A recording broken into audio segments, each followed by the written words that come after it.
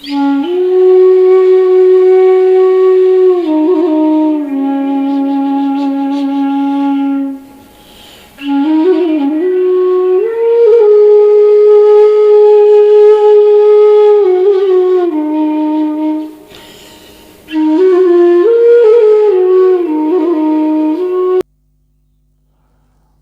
শ্রদ্ধা ও প্রণাম, ছোটদের স্নেহ ভালোবাসা জানিয়ে আজকের টপিক নিয়ে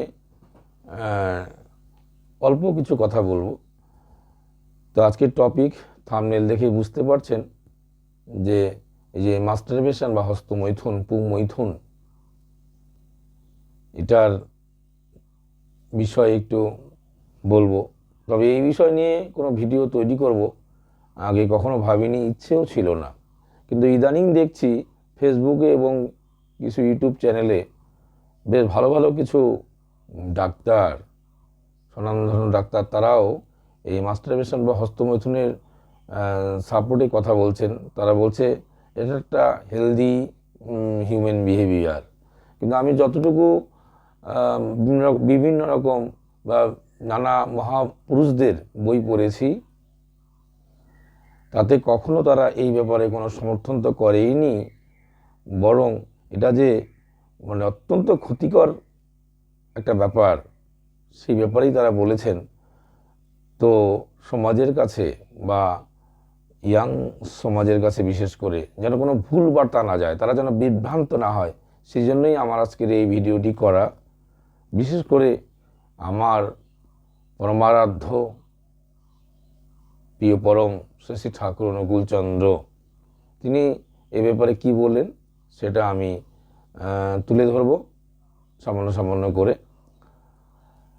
কারণ নানামণি নানামত একটা কথা বলা হয়, কিন্তু আমার কাছে আমরা যারা শ্রী শ্রী ঠাকুর অনুকূলচন্দ্রকে জীবন সর্বস্ব বলে গ্রহণ করেছি, আমাদের আদর্শ, আমাদের চলার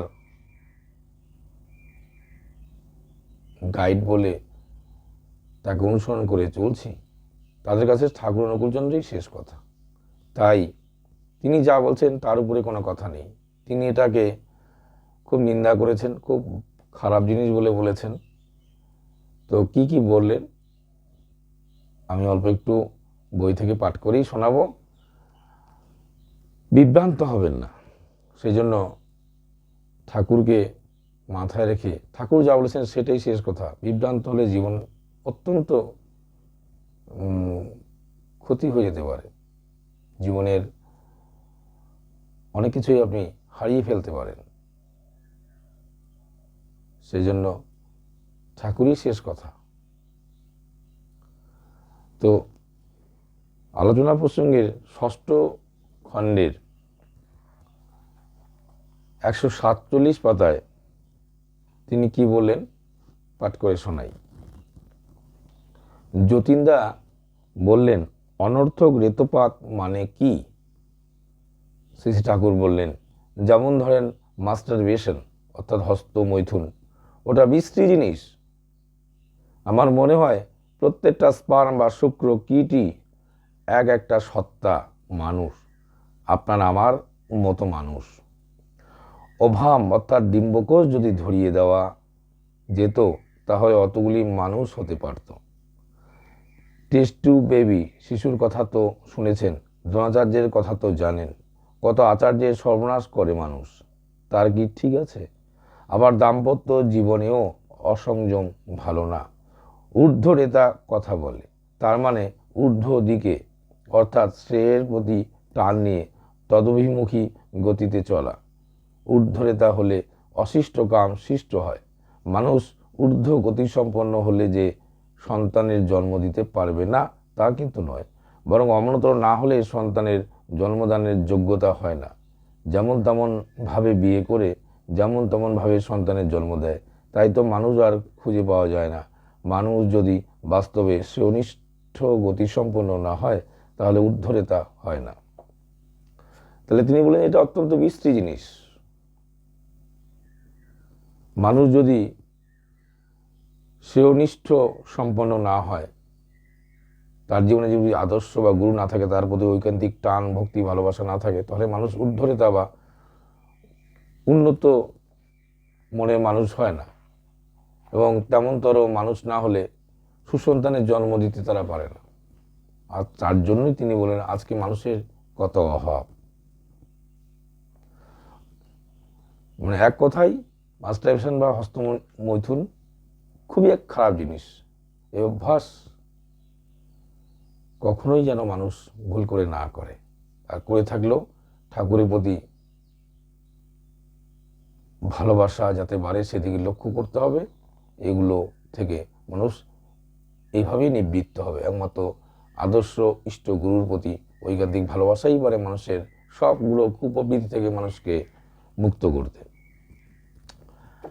তারপরে দিব্যরক্ষী বইয়ের 8ম খণ্ডের 197 পাতায় তিনি বললেন,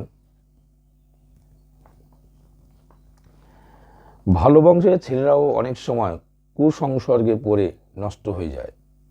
এই নিয়ে কথা উঠল। সেই প্রসঙ্গে শ্রী শ্রী ঠাকুর বললেন, অনেকে মাস্টারবেশন হস্তমৈথুন ধরে, ওই ধরে কি করছে তা হয়তো সে নিজেও জানে না। একটা স্পার্ম অর্থাৎ শুক্রাণুকে যদি একটা মানুষ ধরি তাহলে অতগুলো মানুষকে একসঙ্গে মেরে ফেলা হয়। বলতে প্রত্যেকটি শুক্রকীট যে আমাদের স্পার্ম, সেগুলো থেকেই আমাদের স্পার্ম এবং ওভামের মিলনেই তো আমরা সৃষ্টি হয়েছি। তার মানে একটা স্পার্মের সাথে একটা ওভাম মিললেই একটা মানুষ তৈরি হতে পারে। আর লক্ষ লক্ষ শুক্রকীট, কোটি কোটি শুক্রকীট কিন্তু মাস্টারবেশনে অনর্থক নষ্ট হয়।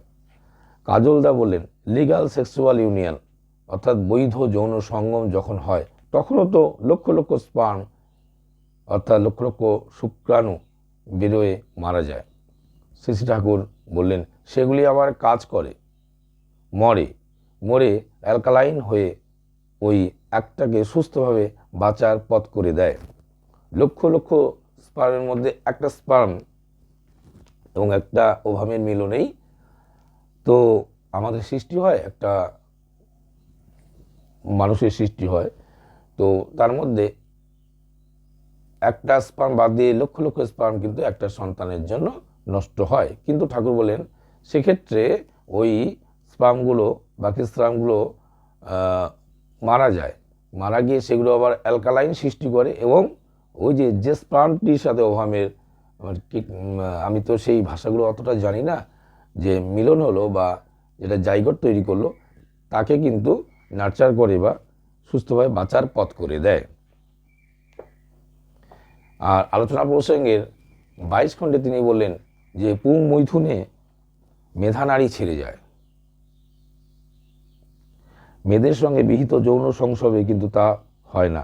তবে মেয়েরা সুকেন্দ্রিক না হলে মুশকিল, তাদের নিরভিমান শ্রদ্ধশীল অনুচর্যাপরায়ণ হওয়া দরকার। যদি ভোগলিষ্ঠ হয়, খেয়ালি হয়, তাহলে হয় না। তাতে সুখ বলে জিনিসটাই বোধ করতে পারে না, জীবন বিচ্ছিন্ন হয়ে যায়। আরও কোথাও কত জায়গায় কতভাবে হয়তো ঠাকুরে বলা আছে, আমার তো সবটা জানা নেই, কিন্তু আলটিমেটলি এটাই মাথায় রাখতে হবে যে এগুলো অত্যন্ত কুঅভ্যাস, এগুলো জীবনকে ক্ষতি করে দেয়। নানা রকম মিডিয়া বা আমাদের ইন্টারনেটের সহযোগিতার ফলে আমরা আজকে অনেক কিছু জানতে পারছি, কিন্তু সব জানাটাই কিন্তু আমাদের সঠিক নয়। যারা বলছে তারা হয়তো একটা সাইডে কিছু কিছু সুবিধের জন্য তারা বলছে যে মাস্টারবেশনে হয়তো ঘুম ভালো হয়, হ্যাঁ,